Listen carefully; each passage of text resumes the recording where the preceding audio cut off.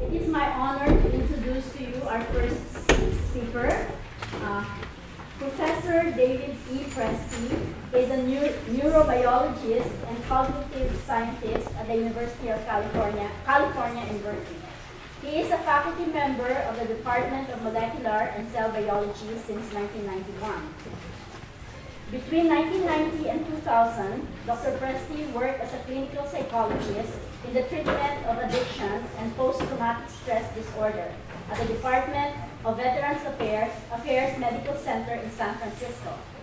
For 10 years, he was a core faculty member in the California School of Professional Psychology, graduate program in psychopharmacology, providing training to clinical psychologists interested in the possibility of prescribing psychotropic medication. That's a huge word. Dr. Presti is also actively engaged through several channels in an evolving dialogue between scientists and contemplative practitioners, a conversation inspired and initiated in the 1980s by the Dalai Lama. As part of this dialogue, Dr. Presti has been teaching neuroscience to Tibetan monastics in India. Dr. Presti has been teaching neuroscience to Tibetan monastics in India. Dr. Presti has doctorates in molecular biology and biophysics from the California Institute of Technology and in clinical psychology from the University of Oregon. So may I please invite Dr. Presti for his presentation.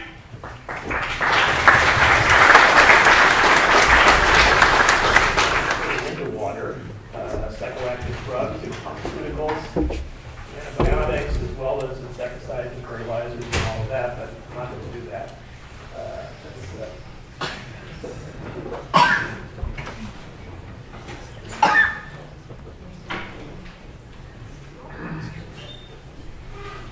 Okay. What I would like to do is the title of what I'd like to say today is, it's actually revisiting the convergence of science and religion. And what do I mean by revisiting? I mean by revisiting is that nearly 50 years ago, in 1966, Professor Towns wrote a paper, this was shortly after he received the Nobel Prize for the Maser discovery, invention, wrote a paper called The Convergence of Science and Religion. And it was published in an IBM magazine called Think.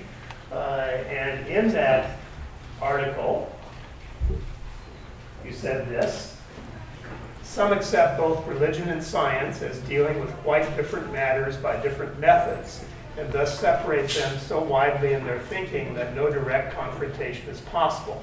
To me, science and religion are both universal and basically very similar. Now you'll see, eventually I'm going to bring this back to the water crisis, but we'll start now with this. And then went on to say, describe that there have been, in 20th century science, several revolutions. Revolutions are big events in our scientific worldview. They don't happen very often. There's really only been, in the 500 years that we've been doing kind of Western science, there have only been a handful of revolutions. Two of them happened in the 20th century: Einstein's relativity theories and quantum theory in the 1920s. Prior to that, I would say the previous revolution had been in biology with Darwin and the evolutionary framework for understanding the interrelatedness of all of life. Prior to that, probably the Copernican revolution, the idea that the Earth was not necessarily the center of the universe and that things were much more interesting than that, really. So only a handful, and Professor Towns spoke specifically to relativity and quantum physics, and the profound change that those theories, which are of course well established in terms of their ability to allow us to interconnect our observations in new and deeper ways, really transformed our view of reality in a very profound way. Space and time were no longer immutable. They changed as a result of the presence of matter. Matter and energy were interconvertible, all of this. And then quantum physics in some way even more profound. The idea that as we look more closely at the kind of microscopic aspects of reality, it became more fuzzy, and that there was an inherent uncertainty in our ability to kind of determine what was going on. And also there was a lot of like long distance interactions. It's kind of like everything in the universe was connected in some really deep way, this idea of non-locality. And even more profoundly, there was something really weird about the relationship between mind and measurement and physical reality that still folks can't agree to what's going on there. So there's big stuff happening with that. Now, then Professor Towns went on to say that science is about trying to appreciate and understand and explain order in nature, and religion is about trying to kind of understand something about the purpose and meaning behind our world, and that maybe those really aren't such very different things. Understanding the order in the universe and understanding the purpose in the universe are not identical, but they're also not very far apart. Certainly scientists are interested in why things are happening and what the meaning might be beyond that, and so forth. And went on to say, can religious beliefs also be viewed as working hypotheses, tested and validated by experience? To some, this may seem a secular and even an abhorrent view. In any case, it discards absolutism in religion, but I see no reason why acceptance of religion on this basis should be objectionable. And some other, interesting people have said similar things like that. Like, for example, Buddha, who was attributed as saying, "Don't believe simply based on authority, whether religious teachers or otherwise. Find out for yourself what is true, what is real. Discover that there are virtuous things and non-virtuous things. And once you have discovered for yourself, give up the bad and embrace the good." Another one of my favorite people here, William James, one of the real pioneers in the scientific study of the mind, who lived at the end of the 19th century, beginning of the 20th century, let empiricism once become associated with religion, as hitherto, through some strange misunderstanding, it has been associated with mere religion. And I believe that a new era of religion as well as philosophy will be ready to begin. In other words, can we have an empirical approach to questions that are considered fundamentally religious questions? And then finally, back to Professor Towns' paper, we must recognize the tentative nature of knowledge. Our present understanding of science or religion is likely, if it agrees with experience, to continue to have an important degree of validity, just as does Newtonian mechanics. That is, people believe that Newtonian mechanics is not the deepest way of explaining nature, that relativity and quantum physics take us to a deeper level. However, Newtonian mechanics still works, and it still works quite well to describe lots of stuff that we encounter in our daily lives. But there may be deeper things which we do not yet know, and which, when discovered, may modify our thinking in very basic ways. In other words, there's still stuff we don't know yet. What a surprise, that would be the case. I believe this confluence is inevitable, for they both represent man's efforts in science and religion, both represent man's efforts to understand his universe, and may ultimately be dealing with the same substance, must ultimately be dealing with the same substance. Converge they must, and through this should come new strength for both.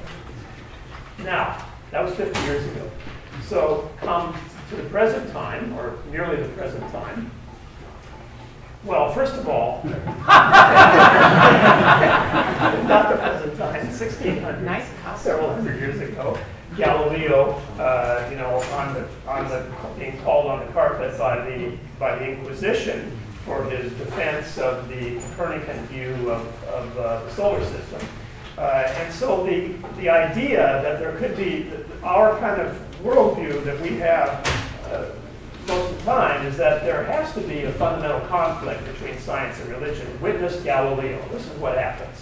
And in fact, this has been really reinforced in recent times with books like these, best-selling books like Richard Dawkins's The God Delusion, and Christopher Hitchens' book, God is Not Great. I mean, these became huge bestsellers.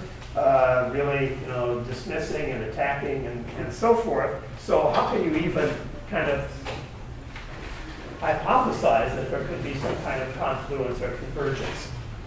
So a few years ago, in 2005, the esteemed journal Science celebrated its 125th anniversary by assembling a list of 125 questions, which they thought were the deep questions about that scientists could address today. And number 1 and number 2 on that list were these. Number 1 question was, what is the universe made of? Now, the way that question was framed was in terms of dark energy and dark matter, these relatively recently discovered cosmological phenomena that seem to be representing about 96% of the matter-energy content of the universe. And we don't know what it is. And so the idea was, can we figure this out? But really, the deeper question is, what is the nature of reality here? Like, what is going on at a very fundamental level? This is considered a very big question in science. Let's get this.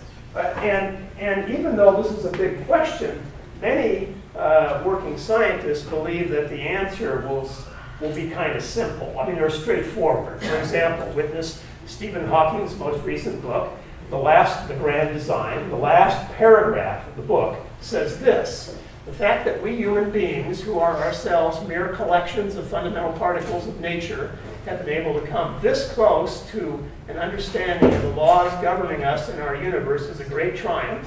If the theory is confirmed by observation, namely M theory, the latest iteration of 11-dimensional string theory, it will be the successful conclusion of a search going back more than 3,000 years. We will have found the grand design. So the idea is that we're only this far away. We just need to tweak those equations in the right way, and then we'll know everything somehow about the structure of reality. Now, the number 2 question on this list was, what is the biological basis of consciousness? And here, consciousness means basically, what the heck is going on with us? I mean, what is our mind? What is our capacity to have mental experience, thoughts, feelings, awareness? And how is that connected to everything else we think we know about reality?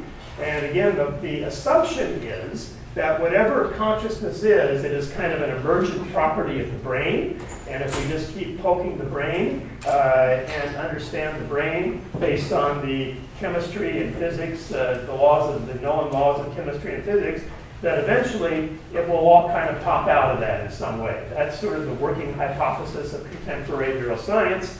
And of course, there's a huge effort made to better map the structure of nerve cells.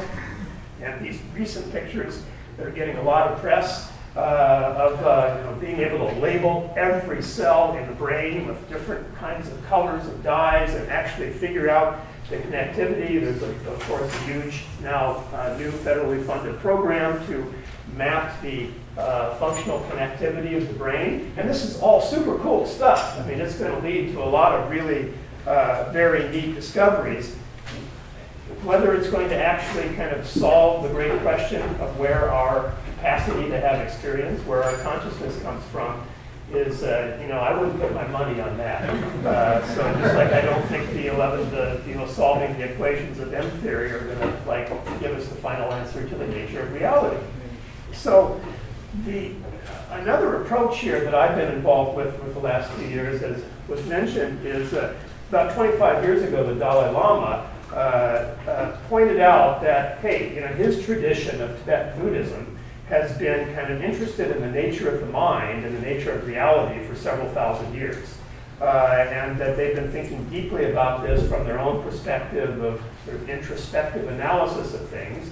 And maybe it would be interesting to have some conversations with scientists who are coming from neuroscience and cognitive science and physics and their perspectives on studying the nature of reality and mind, and maybe some interesting stuff would come from that. And a lot of interesting stuff has come from that. And these conversations have now become sort of institutionalized and take place in a regular way. It's spawned a lot of research with meditation and brain function and all of that, which is all very interesting.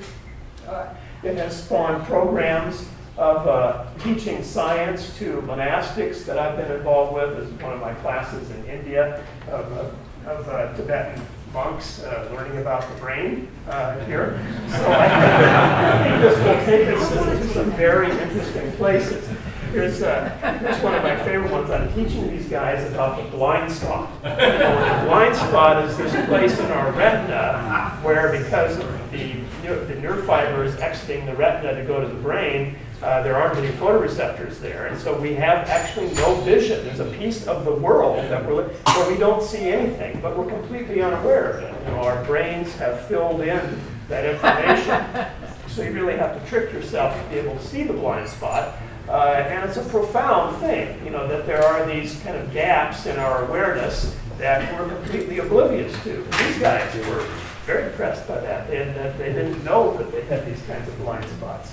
So I believe that that science, the scientific worldview, is actually poised for a revolution.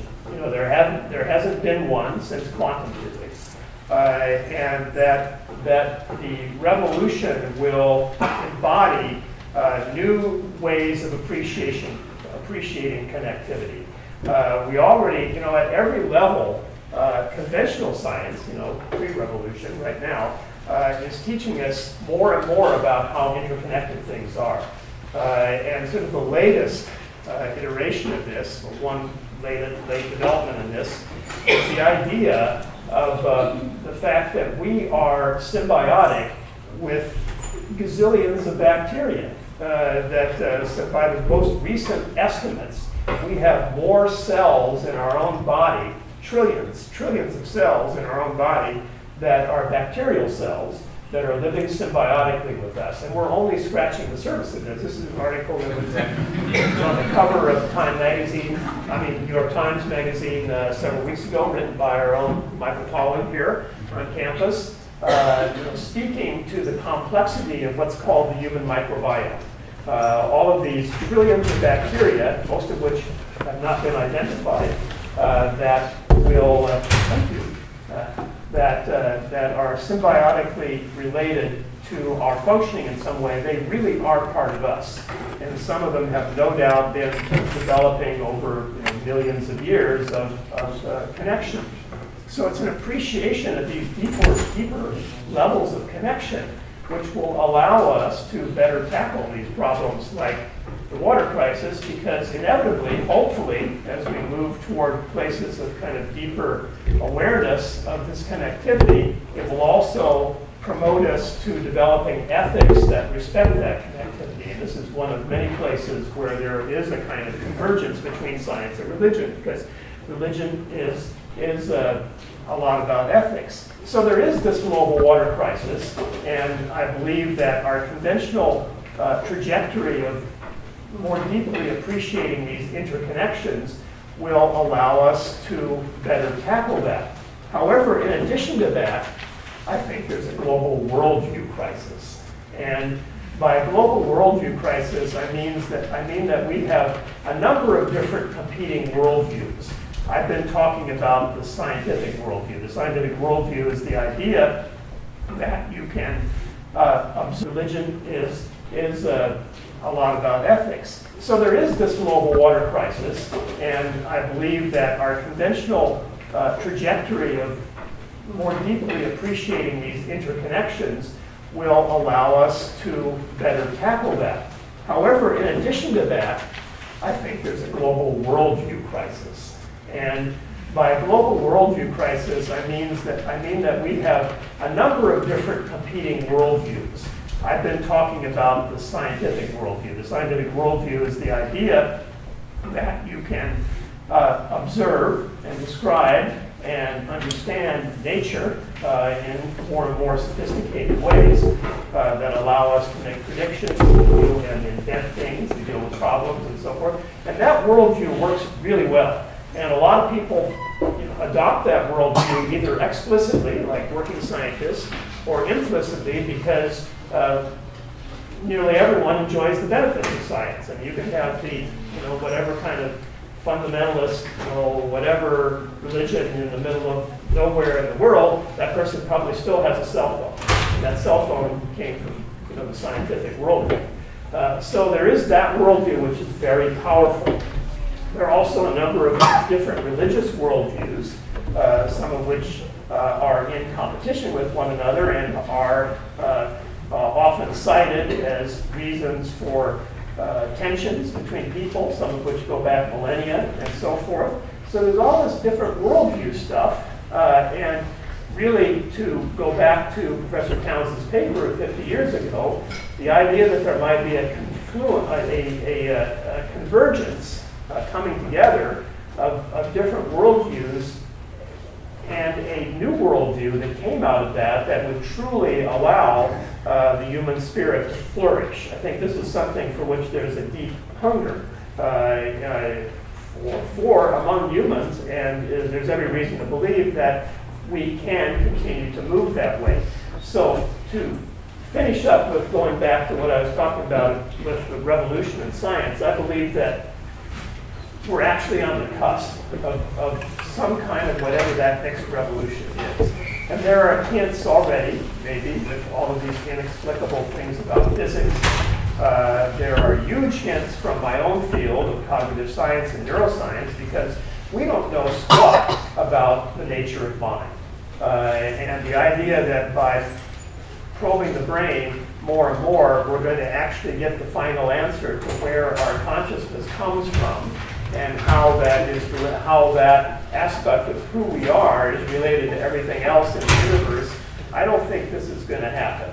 I think that it's going to take a complete shift of paradigm in some way. I mean, a true paradigm shift in the Thomas Kuhnian sense that we haven't had since quantum physics.